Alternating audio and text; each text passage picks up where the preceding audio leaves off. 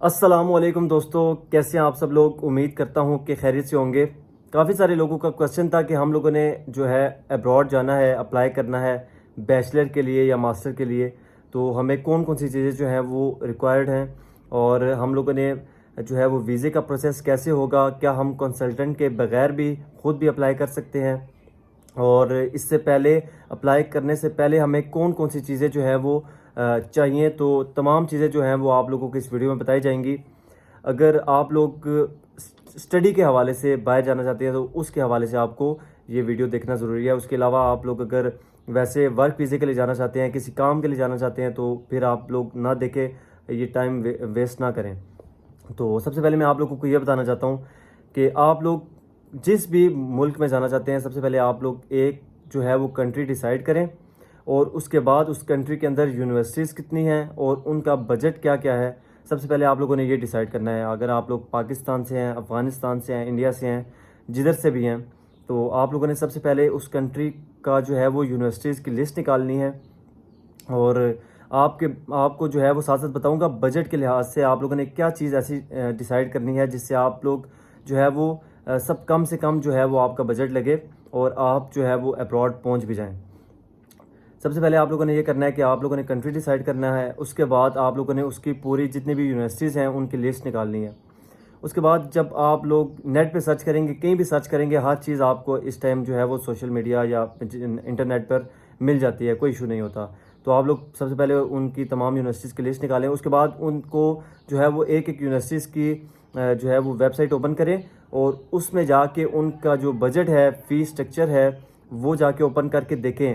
اگر آپ لوگوں کو پتہ ہی نہیں ہوگا کہ آپ لوگوں نے جانا کدھر ہے اور آپ لوگوں کا بجٹ کتنا لگ رہا ہے، تو پھر جو بھی کنسلٹنٹ آپ کو ملے گا وہ آپ کے ساتھ، کیونکہ سارے بندے تو ایک جیسے نہیں ہوتے، میں یہ نہیں کہہ رہا کہ تمام کنسلٹنٹ جو ہے وہ زیادہ، کیونکہ ہر بندے کا اپنا ایک پروسیس ہے، ہر بندے نے اپنی ایک ایجنسی کھولی ہوئی ہے، اپنا ایک کمپنی ہے جس سے وہ اس کے اخراجات بھی اترے ہیں۔ تو آپ لوگوں کو کوئی آپ سے 2 لاکھ لے گا، کوئی 4 لاکھ لے گا بجٹ، کوئی لاکھ روپیہ بھی نہیں لے گا، تو کم سے کم جو ہے وہ آپ لوگ جو آپ کو لگے تو وہ آپ لوگوں نے ڈیسائیڈ کرنا ہے۔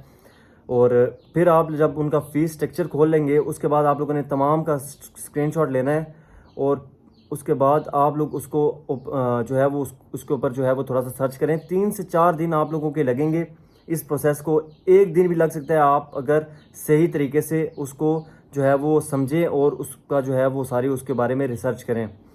اس کے بعد آپ لوگوں نے کسی بھی سبجیکٹ میں، جس سبجیکٹ میں جو ہے وہ ایڈمیشن لینا ہے، اس کا الگ ہر سبجیکٹ اپنا جو ہے وہ فی ہوتی ہے، تو آپ لوگوں نے کوشش کرنی ہے کہ آپ لوگ فی کی ٹینشن نہ لیں۔ اگر آپ لوگوں کو یونیورسٹی جو ہے وہ کم بجٹ میں ویزا دے رہی ہے، تو پھر آپ لوگوں نے جو آپ لوگوں کو مطلب جس چیز کا شوق ہے وہ وہاں اس سبجیکٹ میں جو ہے وہ آپ لوگوں نے ایڈمیشن لینا ہے، کیونکہ کافی سارے لوگ ایسا کرتے ہیں کہ جس سبجیکٹ کا ان کو پتہ ہی نہیں ہوتا، اور کیونکہ اس کا بجٹ کم ہوتا ہے تو اس میں اپلائی کر دیتے ہیں، جس سے ان کے 2 سال یا 4 سال لگتے تو ہیں لیکن وہ کسی کام کے نہیں ہوتے۔ کیونکہ ہمارے جتنے بھی لوگ ہوتے ہیں ان کا مقصد یہ نہیں ہوتا کہ ابراڈ جا کے انہوں نے تعلیم حاصل کرنی ہے، بلکہ ان کا زیادہ تر جو 90% لوگ ہوتے ہیں ان کا یہ پرپز ہوتا ہے کہ ہم ساتھ اپنی اسٹڈی بھی جاری رکھیں گے، اور ساتھ جو ہے وہ اپنا کمائیں گے، گھر بھی بھیجیں گے۔ بےروزگاری اتنی ہے ان ممالک میں کہ لوگ باہر کی طرف جو ہے وہ رخ کرتے ہیں، تو آپ لوگوں نے یہ کام جو ہے سب سے پہلے کرنا ہے۔ اس کے بعد میں آپ لوگوں کو یہ بتا دوں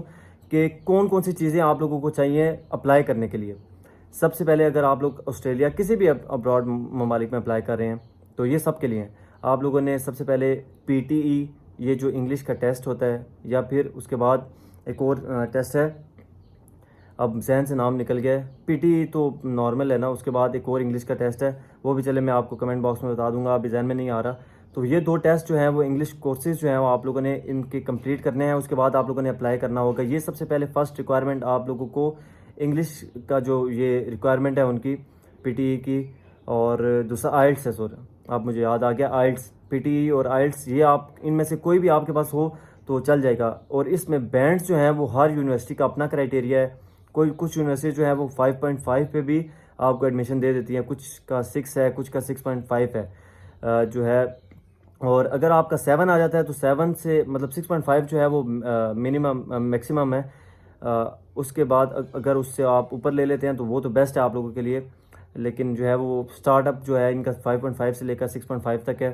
تو کوشش کریں آپ لوگ 6.5 سے ابو ہی لیں. پھر آپ کو ہر یونیورسٹی میں ابراڈ میں کسی بھی یونیورسٹی میں آپ اپلائی کر سکتے ہیں. کوئی بھی آپ لوگوں کو ایشو نہیں ہوگا. فرسٹ جو ہے ریکوائرمنٹس ہے آئلٹس اور پی ٹی. اس کے بعد آپ لوگوں کو کریکٹر سرٹیفکیٹ بنانا پڑتا ہے. یہ دوسری چیز ہے. کریکٹر سرٹیفکیٹ ایک ایسی چیز ہے جو آپ کی ویریفیکیشن ہوتی ہے. آپ جس علاقے میں رہ رہے ہیں, پاکستان میں ہیں تو آپ اپنے شہر جس میں, اگر آپ اسلام آباد میں رہ رہے ہیں تو وہاں پر ایک ادارہ بنا ہوا ہوتا ہے جو کہ آپ کو کریکٹر سرٹیفکیٹ ایشو کرتا ہے.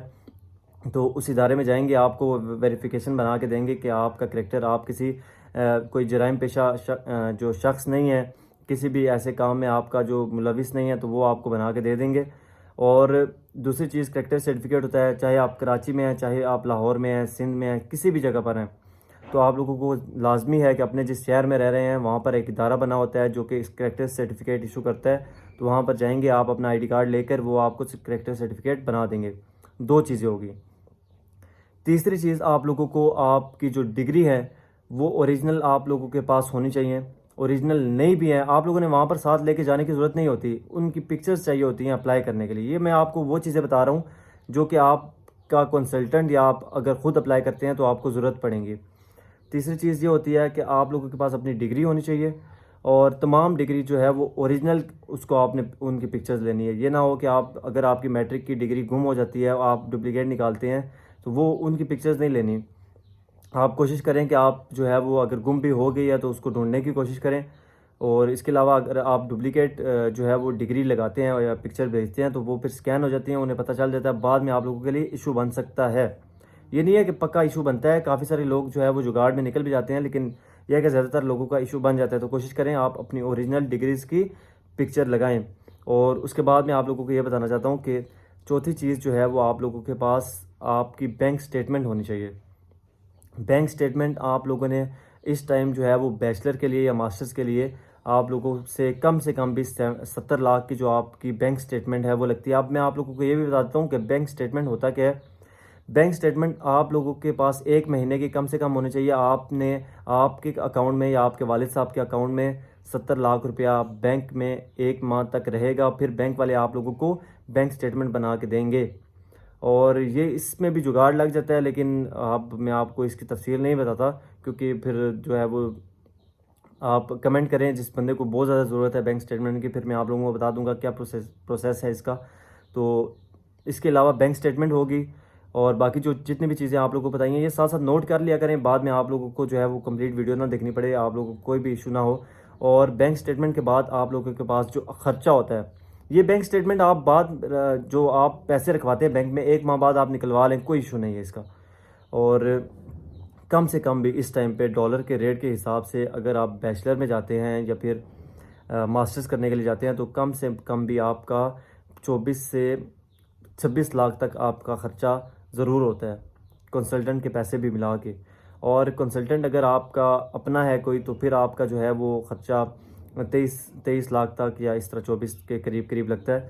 لیکن آپ کا کنسلٹنٹ اپنا جاننے پہچاننے والا نہیں ہے تو پھر وہ ظاہر سی بات آپ سے 2-2.5 لاکھ روپیہ لے گا, اپلائی کرنے کا بھی سارا پروسیس کر کے دے گا.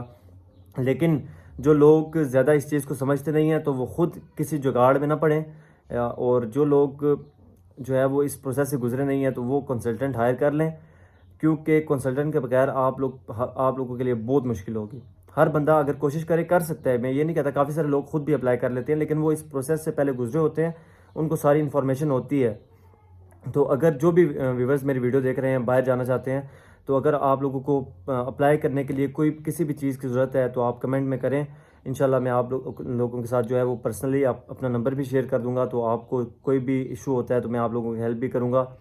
اور اس کے علاوہ یہ جو تمام چیزیں تھیں یہ اپلائی کرنے کے لیے, اس کے بعد جب آپ لوگ اپلائی کر لیتے ہیں تو 5 سے 7 دن میں آپ لوگوں کا ویزا ایشو ہو جاتا ہے. کنسلٹنٹ اگر آپ لوگوں کا اپلائی کرتا ہے, ان کے ظاہر سی بات ہے باہر ممالک میں لنک ہوتے ہیں یونیورسٹیز کے ساتھ, تو وہ آپ کا جو پروسیس ہے وہ جلدی ہو جاتا ہے. جب آپ کا ویزا آ جاتا ہے تو پھر اس کے بعد لاسٹ پروسیس جو ہے وہ ٹکٹ ہی ہوتا ہے. تو یہ جہاں تک آپ کا پروسیس جو ہے وہ کمپلیٹ ہو جاتا ہے. تو یہ تھی آپ لوگ اگر ابراڈ جانا چاہتے ہیں تو پھر آپ لوگوں نے یہ سارا پروسیس جو ہے وہ ساری چیزیں میں نے آپ لوگوں کو کمپلیٹ بتا دی ہیں, جو آپ لوگوں نے اپنے پاس رکھنی ہے اور اپلائی کرنے سے پہلے, اور یہ سارا اینڈ تک پروسیجر میں نے آپ لوگوں کو بتا دیا ہے. اور آخر میں یہ بھی بتانا چاہتا ہوں کہ اس ٹائم جو ہے وہ ایبراڈ میں اگر آپ لوگ تعلیم حاصل کرنا چاہتے ہیں تو کوشش کیا کریں وہ جو آپ لوگ اسٹڈی کر رہے ہوتے ہیں اس میں بھی اچھے مارکس لیا کریں تاکہ آپ کا جو فیوچر ہے وہ سیٹل ہو سکے, آپ اس کو بیسٹ بنا سکیں. اس کے ساتھ تمام بھائیوں دوستوں سے اجازت چاہتا ہوں. السلام علیکم.